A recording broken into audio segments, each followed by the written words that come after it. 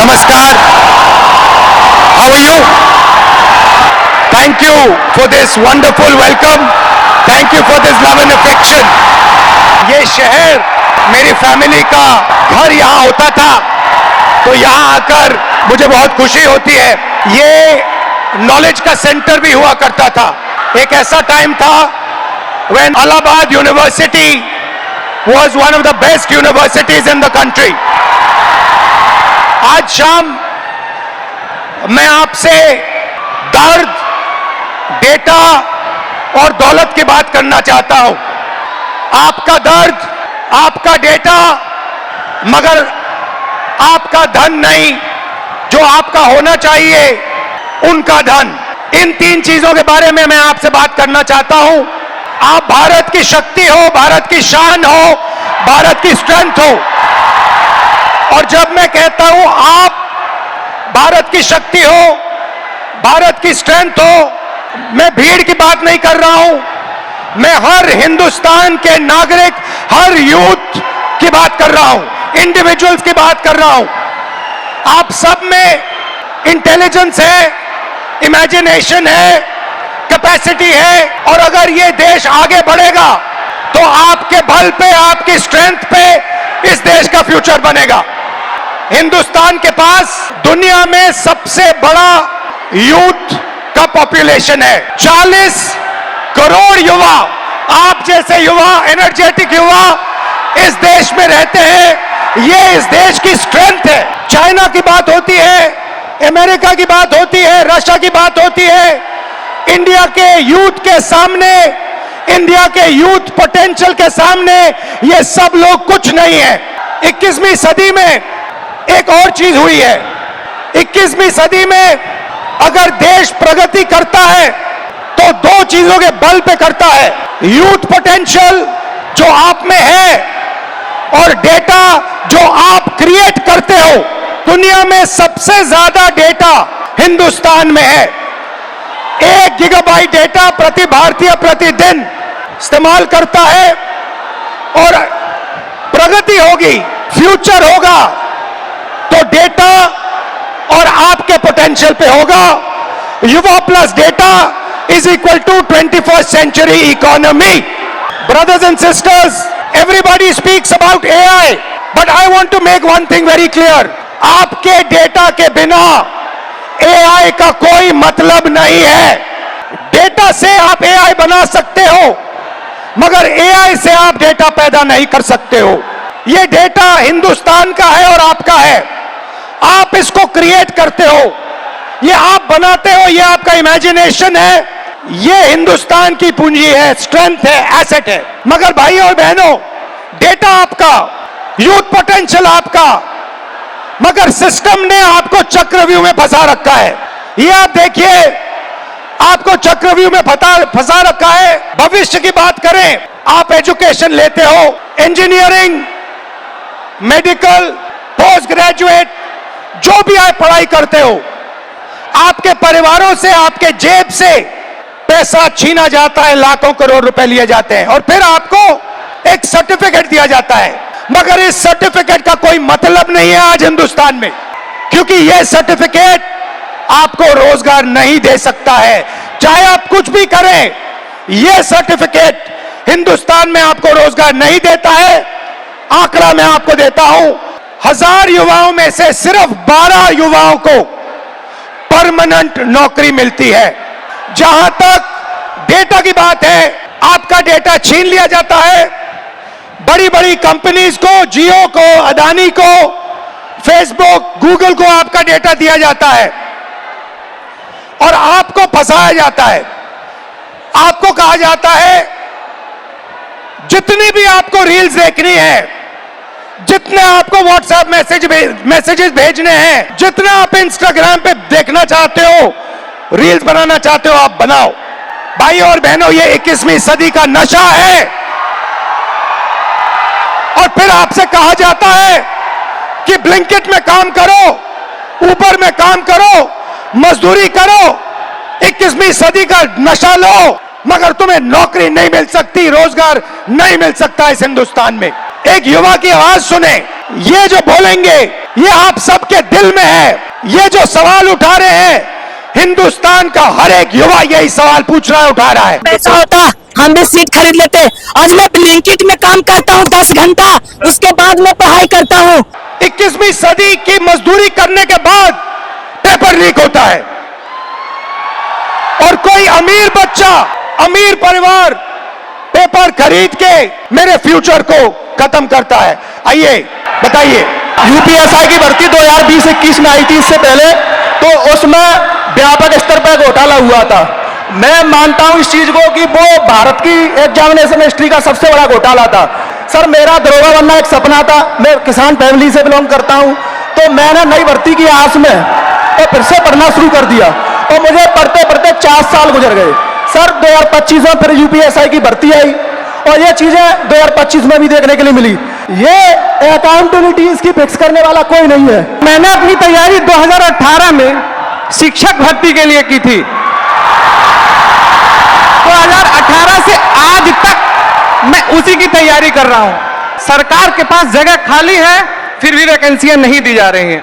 अगर आज 2018 से मैं अब बेरोजगार टहल रहा हूं, कोई स्किल हमें दे दिए होते 2018-17 में, तो मैं कहीं प्राइवेट, फिर सेकेंडरी, इस प्रयागराज में या इस आसपास के इलाकों में हमें कोई ऐसा इशू नहीं है, ऐसे कोई मतलब रिसोर्सेज नहीं है कि मैं प्राइवेट काम कर सकूं, और काम करूं तो वो डेली वेजेस के हिसाब से बहुत कम हो जाएगा। अब प्रॉब्लम क्या है मैं आपको बताता हूं।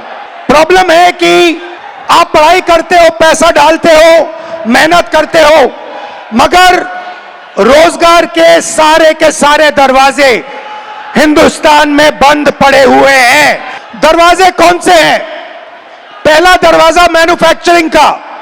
आज दुनिया में आपको मेड इन चाइना दिखेगा, मेड इन वियतनाम दिखेगा, मेड इन बांग्लादेश दिखेगा, मगर मेड इन इंडिया नहीं दिखेगा।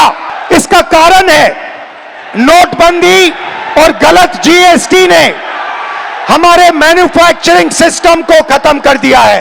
जो छोटे व्यापारी रोजगार दिलवाते थे, जो पहले हिंदुस्तान में होता था, leather industry, textile industry, automobile industry, अलग अलग इंडस्ट्रीज में मैन्युफैक्चरिंग जो होती थी, वो सारा का सारा खत्म हो गया है। पहला दरवाजा बंद।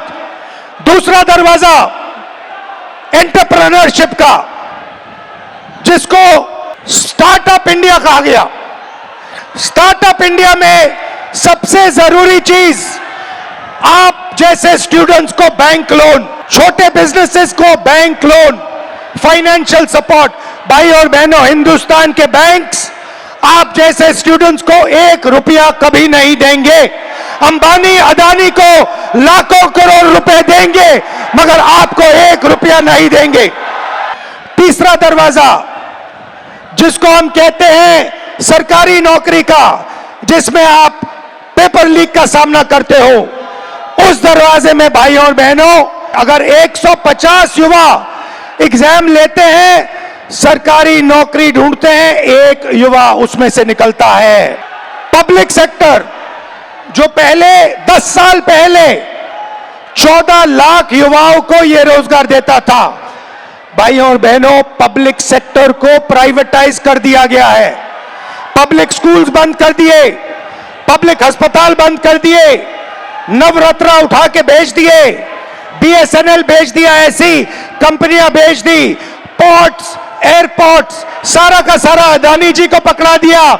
इसीलिए पब्लिक सेक्टर बंद है। और आखिरी होप जो आपका था, corporate jobs, IT, back office, transcription software, जिसमें पहले हिंदुस्तान के युवाओं को रोजगार मिलता था, वो दरवाजा भी भाइयों और बहनों आपके डेटा का प्रयोग करके एआई से यह भी दरवाजा बंद किया जा रहा है। तो सच्चाई है कि 5 दरवाजे आपके लिए बंद हैं और इसीलिए आपको भयंकर दर्द हो रहा है। भाइयों और बहनों, मैं सिस्टम की बात कर रहा हूं। यह सिस्टम क्या है और यह सिस्टम को कौन चलाता है? डेटा आपका, दर्द आपका, दौलत इनकी। दर्द आपका, डेटा आपका, दौलत इनकी। यह सिस्टम है। अंबेडकर जी ने कहा था सोशल, पॉलिटिकल, इकोनॉमिक। ये देखिए, ये है इकोनॉमिक, पैसा, अदानी। इनकी आमदनी 10 साल में 30 गुना बढ़ी है। ये पहले ग्लोबल रिच लिस्ट में 600 नंबर पे हुआ करते थे, 10 साल के अंदर ये दूसरे नंबर पे पहुंच गए। ये पूरे सिस्टम को फाइनेंशियल सपोर्ट देते हैं। बीच में मोदी जी, अमित शाह जी, बीजेपी का बैलेंस 150 करोड़ रुपए का होता था बैंक में, आज इनका बैंक बैलेंस 10,000 करोड़ रुपए का है। 10,000 करोड़ रुपए का एक पॉलिटिकल पार्टी का बैंक बैलेंस। नरेंद्र मोदी जी आपका ध्यान भटकाते हैं और पॉलिटिकल सिस्टम चलाते हैं, वोट चोरी होती है, वोटर लिस्ट में ब्राजील की औरतें आती हैं, और तीसरा आपके सोच पर कंट्रोल, जो इलाहाबाद यूनिवर्सिटी में किया गया है, आरएसएस के वाइस चांसलर्स बैठा के हर संस्था में प्रचारक, ब्यूरोक्रेसी में प्रचारक, फोर्सेस में प्रचारक, मीडिया में प्रचारक, जुडिशरी में प्रचारक, पैरामिलिट्री में प्रचारक, यूनिवर्सिटी कॉलेजेस में प्रचारक, सोच को कंट्रोल करने का तरीका यह है सिस्टम। भाई और बहनों, मोहन भागवत, नरेंद्र मोदी जी, अमित शाह जी और अदानी जी, इस सिस्टम ने रोजगार खत्म किया, इस सिस्टम ने यूनिवर्सिटीज को कैप्चर किया, इस सिस्टम ने आप पर आक्रमण किया है। मगर इस अंधेरे में आप लोगों ने लाइट जला दी। ये देखिए, इस अंधेरे में आपने वो करा जो आपके माता पिता नहीं कर पाए, वो अपने डर का सामना नहीं कर पाए, मगर हिंदुस्तान के स्टूडेंट्स, हिंदुस्तान के युवाओं ने अपने डर का सामना किया और देश को बदल दिया।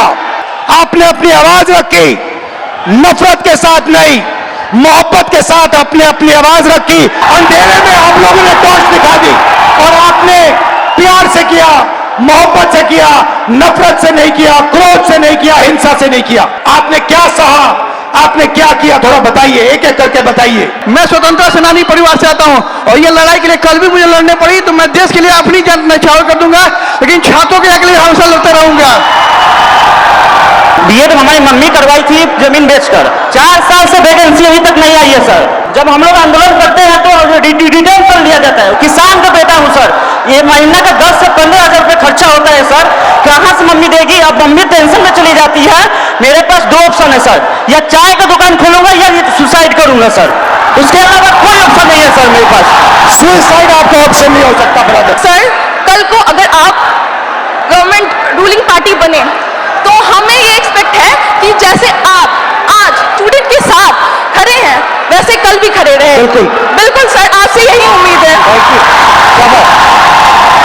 नियुक्तियां जो होती है सर वो ट्रांसपेरेंट नहीं है। आप जब आप सवाल करोगे आपकी डिग्री रोक दी जाएंगी। अभी हमारे साथियों पर सर मुकदमे कर दिए गए, अभी हम दोनों यहाँ पे हो सकता है कल पे हम दोनों पे मुकदमा होगा। बिल्कुल सर, ये वहां का नियम है सर। हम क्या देना चाहते हैं? बिल्कुल सर, हम क्या देना चाहते हैं सर, हम गांधी के अनुयायी थे, गांधी के अनुयायी है, गांधी के अनुयायी रहेंगे, और उन संघी या कोई भी हो सर, हम डरने वाले नहीं है। आइडियोलॉजी से समझौता सर जीवन में कभी नहीं होगा। ये थी बिहार और उत्तर प्रदेश और इलाहाबाद यूनिवर्सिटी की आवाज। नफरत नहीं करनी है, सिस्टम बदलना है, प्यार से, मोहब्बत से, नफरत से नहीं। सिस्टम को खत्म, टाटा बाय बाय करना है। आप सबका दिल से बहुत बहुत धन्यवाद, इस रिस्पांस के लिए धन्यवाद। और जो आप प्रोटेस्ट कर रहे हैं, जो आप अपने हक की लड़ाई लड़ रहे हैं, उसको आप करिए, मैं आपके साथ उसमें खड़ा हूं, खड़ा रहूंगा।